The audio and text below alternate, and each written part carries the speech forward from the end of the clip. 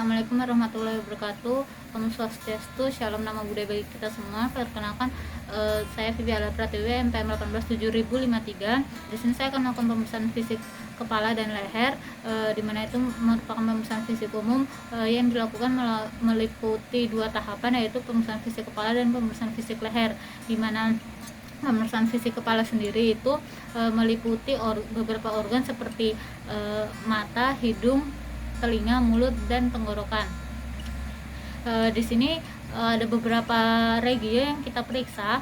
Dari kepala itu ada 11 regio. Yang pertama itu regio frontalis, terus yang kedua itu regio parietalis, terus yang ketiga itu regio occipitalis, terus yang keempat itu regio temporoacustikus, terus regio orbitalis, terus regio infraorbitalis, terus regio nasalis, terus regio sigomatica, terus regio bucalis, terus regio oralis, dan regio mentalis. Terus sedangkan bagian leher sendiri itu yang kita periksa ada trigeminum submental, trigeminum submandibular, terus trigeminum caroticum, terus trigeminum muscular, terus regio sternocleidomastoida, terus regio cervicalis lateralis, terus fossa supraclavicularis mayor, fossa supraclavicularis minor, dan regio cervicalis. Di mana pemeriksaan ini dapat mendeteksi adanya kelainan seperti penyakit degenerasi, penyakit autoimun, penyakit metabolik, penyakit kulit, terus adanya penyakit neoplasma, terus penyakit infeksi, penyakit bawaan lahir, terus adanya ruda paksa atau trauma, terus penyakit kelainan saraf. Di mana pemeriksaan ini penting untuk melatih kita sebelum terjun ke lapangan. Baik, berikut kita akan melakukan tahapannya seperti apa. Ibu, permisi ya, saya periksa dulu. Baik, di sini kita akan melakukan pemeriksaan fisik kepala dan leher. Yang pertama itu kita lakukan pemeriksaan fisik kepala, di mana kita melihat dari rambut pasien sendiri apakah ada kerontokan atau tidak. Di mana kalau ada kerontokan itu bisa jadi tanda dari malnutrisi. Terus kita lihat dari bentuk wajah pasien, apakah bentuk wajahnya pasien ini simetris atau asimetris. Di mana kalau pasiennya memiliki wajah yang asimetris itu menandakan adanya paresis dari nervus 7. Terus kita lihat juga dari kulit wajahnya pasien ini apakah ada jejas atau tidak, baik itu jejas lama maupun jejas baru. Terus dilihat juga apakah ada kemerahan atau eritema, karena itu juga merupakan tanda dari penyakit jantung. Baik, selanjutnya kita akan melakukan pemeriksaan pada organ mata pasien, di mana ini kita mulai dari bola mata sampai dengan bilik mata depan. Yang pertama itu kita lihat di sekitaran bola mata pasien. Di situ kita lihat apakah adanya bercak sandalasma atau tidak, di mana itu merupakan tanda dari adanya hiperkolesterolemia.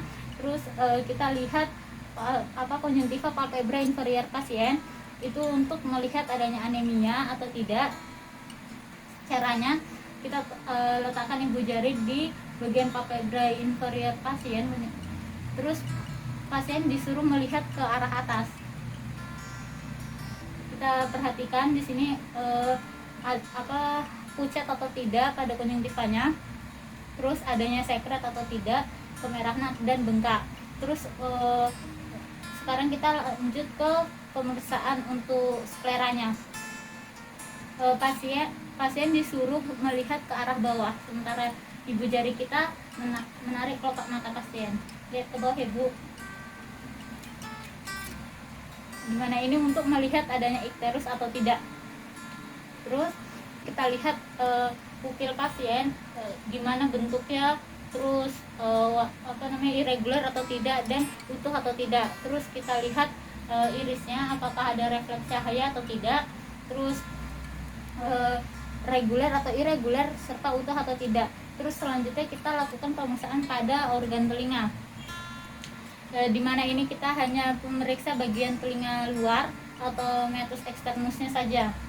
Yang pertama, dari daun telinga pasien kita lihat apakah ada tanda keradangan, tumor atau jejes atau tidak, baik kiri maupun sebelah kanan. Terus kita lihat dari lubang saluran telinga pasien. Di situ kita lihat apakah ada bengkak atau tidak, tanda keradangan atau tidak. Permisi ya Bu. Dilakukan baik kanan maupun kiri. Oke, selanjutnya itu kita lakukan pemeriksaan pada kafum oris pasien. Di sini pasien harus membuka maskernya terlebih dahulu untuk menilai keadaan kafum orisnya. Ibu tolong dibuka maskernya sebentar ya. Baik, di sini yang kita nilai itu ada kebiruan atau sianosis atau tidak pada daerah bibir pasien. Terus ibu bisa buka mulut sebentar. Oke. Ya, kita lihat gigi gerigi pasien itu bagaimana dan secara keseluruhan dari kebersihan mulut pasien tersebut. Selanjutnya kita lakukan pemeriksaan fisik pada leher pasien. Dari inspeksinya kita lihat dari leher depan, samping dan belakang pasien apakah ada benjolan, adakah bentuknya simetris atau asimetris, dan adanya tanda keradangan atau tidak. Kita cek dulu. Permisi ya Bu, rambutnya.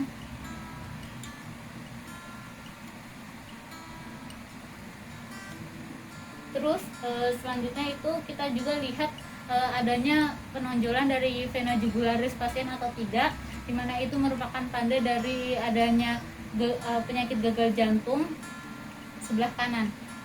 Ibu permisi ya, ditengok sebelahnya Bu. Selanjutnya kita lakukan pemeriksaan pada kelenjar getah bening pasien, dimana kita lakukan tangan kita diletakkan pada posisi seperti ini. Tangan satunya di belakang oksikut untuk menahan dari trigonum anterior, posterior sampai ke medial.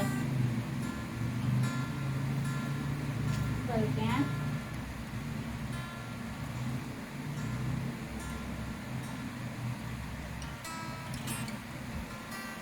Terus jika ada pemeriksaan kelenjar getah bening didapatkan pembesaran disertai nyeri tekan dan kemerahan, itu kemungkinan adanya penyakit hidradenitis sekunder, di mana itu merupakan adanya infeksi pada saluran nafas bagian atas atau pada kulit wajah, leher dan kepala.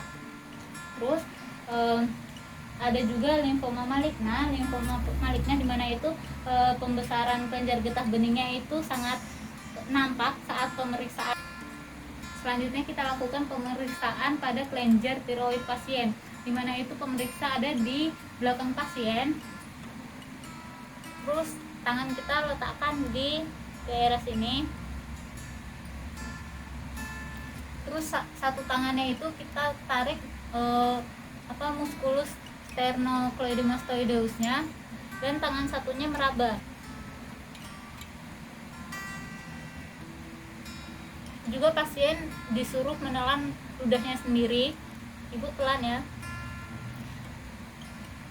Pada keadaan normal itu akan teraba massa yang padat, licin, dan pergerakannya itu naik ke atas saat pasien itu menelan ludah. Kita lakukan sebaliknya juga. Ibu telan ya.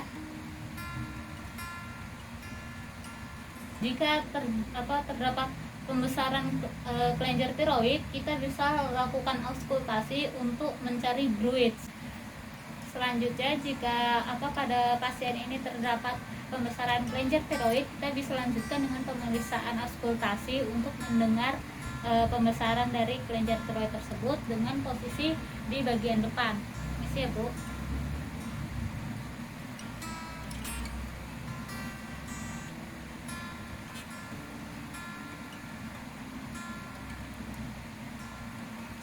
Pada pemeriksaan auskultasi tadi itu kita untuk mencari adanya bruit atau tidak, di mana itu merupakan tanda dari adanya pertambahan dari vaskularisasi, di mana itu pertanda dari penyakit keganasan atau tirotoksikosis. Terus suara bising atau getaran pada kelenjar tiroid saat kita auskultasi itu biasa menjadi tanda pada penyakit Graves. Sekian pemeriksaan fisik kepala dan leher dari saya, kurang lebihnya mohon maaf. Wassalamualaikum warahmatullahi wabarakatuh. Om Santi Santi Om. Salam nama budaya.